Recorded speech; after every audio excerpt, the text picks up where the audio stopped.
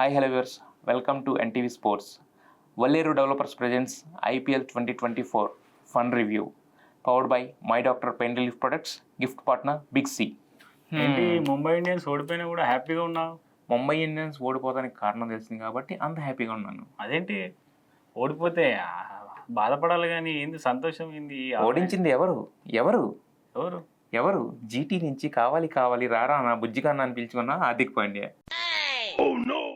మనోడేంటో నాకు అర్థం కాని విషయం ఏంటంటే ముంబై ఇండియన్స్ లాస్ట్ ఓవర్లో దిగాడు, ఒక 6 కొట్టాడు, ఒక 4 కొట్టాడు, గెలుపు మీద ఆశలు చిగురించాడు. అవుట్ అయిపోయిన తర్వాత ఏంటి ఎగరబోయేడు గాలిలోకి నాకు అర్థం కాల.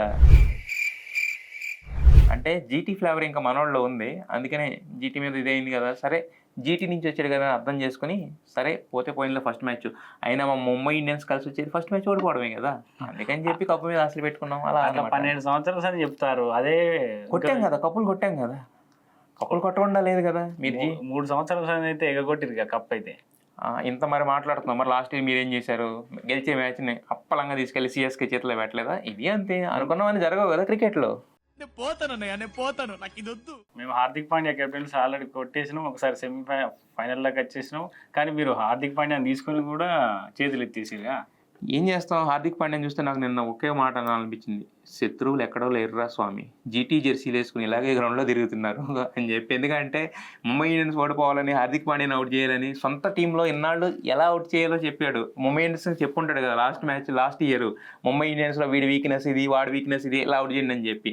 సో అవన్నీ వీళ్ళే అలవాటు చేసుకుని డైరెక్ట్గా హార్దిక్ పాండ్యాని ఓడించడం అనేది మాత్రం సరే ఏం చేస్తాం. త్రివిక్రమ్ డైలాగ్ గుర్తొచ్చినా కూడా ఇంకా అది ఉంది కదా, దాంట్లో లాస్ట్ డైలాగ్ కూడా ఉంటుంది కదా, అలా కూడా.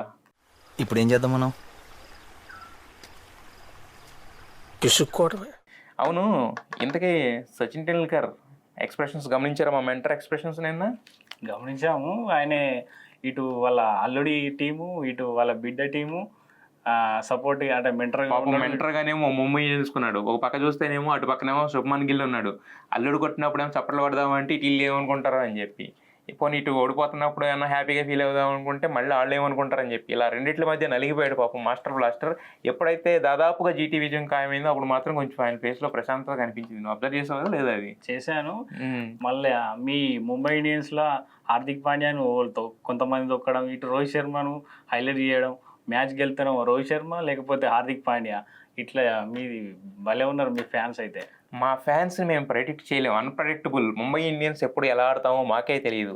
ఓడిపోతాం అనుకున్న మ్యాచ్లు గెలుస్తాం, నిన్నట్లాగే గెలుస్తాం అనుకున్న మ్యాచ్లు ఓడిపోతాం నిన్నట్లాగే అనమాట. ఆల్మోస్ట్ మ్యాచ్ ఫ్లాట్గా వెళ్ళిపోతుందని చెప్పి మా వాళ్ళు ఏదో జస్ట్ ట్రై చేశారు.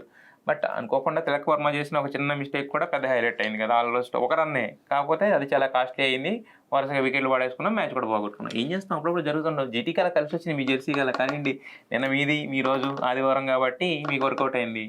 అట్లే మళ్ళీ హార్దిక్ పాండ్యా దారుణంగా ట్రోలింగ్ చేసేస్తారుగా. అయినా జీటీ గెలవడానికి కారణం ఎవరు అనుకుంటున్నావు? ఎవరు? ఇంకెవరు? ఆడిన బౌండర్లు అనుకున్నావా? కాదు, ఆశీష్ నెహ్రా. అదేంది స్వామి ఆవేశం స్టారు, లాస్ట్ 10 ఓవర్లో కామెంటేటర్ల కన్నా ఎక్కువ ఆశీష్ నెహ్రానే మాట్లాడుతూ ఉన్నాడు. ఫ్రేమ్లో ఎక్కువ ప్లేయర్స్ కన్నా కూడా ఇతని మీదే ఫోకస్ చేశారు.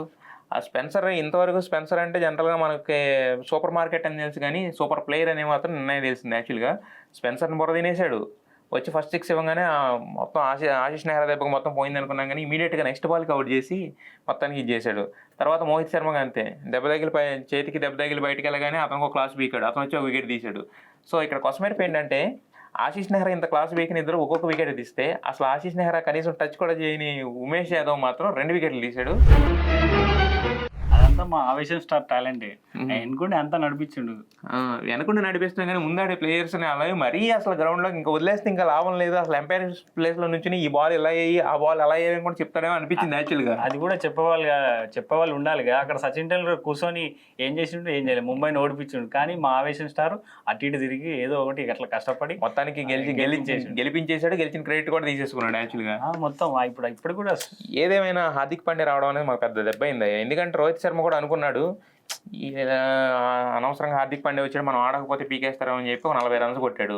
తర్వాత మనోడు ఒకటి ఫిక్స్ అయినట్టుండి, మ్యాచ్ ఓడిపోయిన తర్వాత మాత్రం ఈ ఎవడొచ్చినా పీకేదేం లేదు ముంబై ఇండియన్స్ని, ఫస్ట్ మ్యాచ్ మాత్రం ఓడిపోతామని చెప్పి అలాంటి ఒక ఎక్స్ప్రెషన్ కనిపించింది రోహిత్ శర్మ మొహంలో మాకైతే. మేము కూడా హార్దిక్ పాండ్యాని తీసేసినందుకు హ్యాపీగా ఫీల్ అవుతాం. ఎందుకంటే లాస్ట్ 2 సీజన్లో కూడా హార్దిక్ పాండ్యా ఆడింది ఏం లేదు. పైన కెప్టెన్సీ అంత ఆవేశం, ఆయన కూడా ఆవేశం చేసి ఆ గిల్లు, రషీద్ ఖాను, ఇటు తివాటియా లాంటి ప్లేయర్ల వల్ల ఈ గుజరాత్ గెలిచింది కానీ హార్దిక్ పాండ్యా చేసింది ఏం లేదు.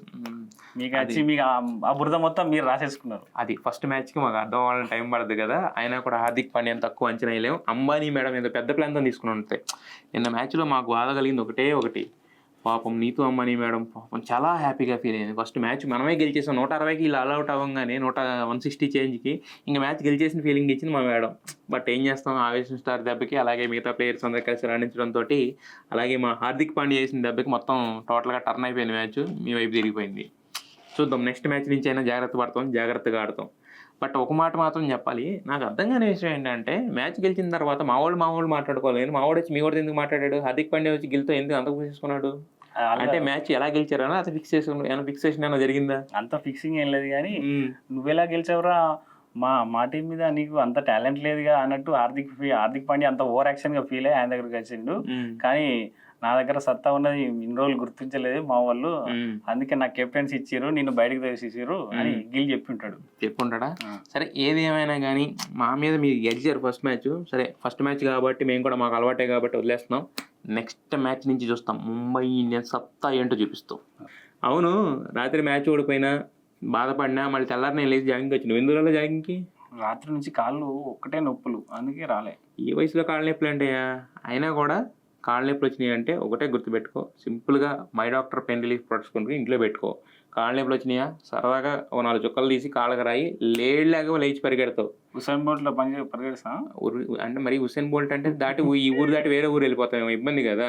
సో కనీసం జాగింగ్ చేసుకోవడానికి అయితే ఇబ్బంది ఉండదు. సో పెయిన్ రిలీఫ్ ప్రొడక్ట్స్ వాడితే కనుక జస్ట్ ఒక 10-15 సెకండ్లోనే నీకు మొత్తం రిలీఫ్ ఇస్తుంది. హ్యాపీగా జాగింగ్ కదా అన్నీ చేసుకోవచ్చు.